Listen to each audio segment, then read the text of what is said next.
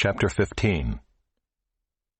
The Lord spoke to Moses and Aaron, saying, Speak to the people of Israel, and say to them, When any man has a discharge from his body, his discharge is unclean. And this is the law of his uncleanness for a discharge, whether his body runs with his discharge, or his body is blocked up by his discharge, it is his uncleanness.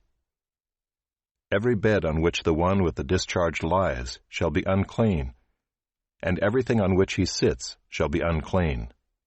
And anyone who touches his bed shall wash his clothes and bathe himself in water, and be unclean until the evening. And whoever sits on anything on which the one with the discharge has sat shall wash his clothes and bathe himself in water, and be unclean until the evening.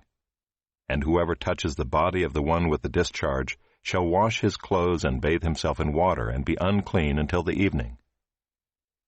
And if the one with the discharge spits on someone who is clean, then he shall wash his clothes and bathe himself in water, and be unclean until the evening. And any saddle on which the one with the discharge rides shall be unclean. And whoever touches anything that was under him shall be unclean until the evening. And whoever carries such things shall wash his clothes and bathe himself in water, and be unclean until the evening. Anyone whom the one with the discharge touches without having rinsed his hands in water shall wash his clothes and bathe himself in water, and be unclean until the evening.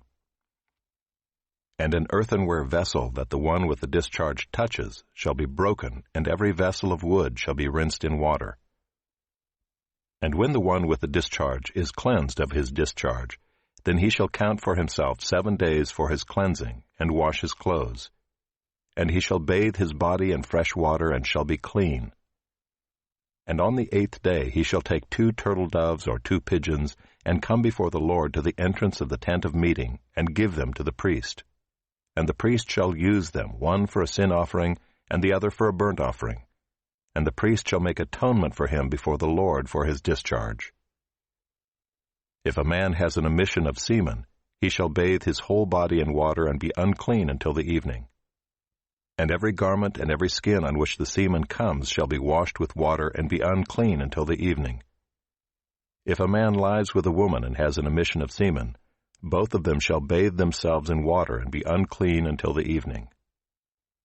When a woman has a discharge, and the discharge in her body is blood, she shall be in her menstrual impurity for 7 days, and whoever touches her shall be unclean until the evening.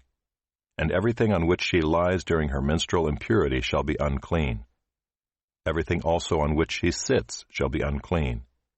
And whoever touches her bed shall wash his clothes and bathe himself in water, and be unclean until the evening.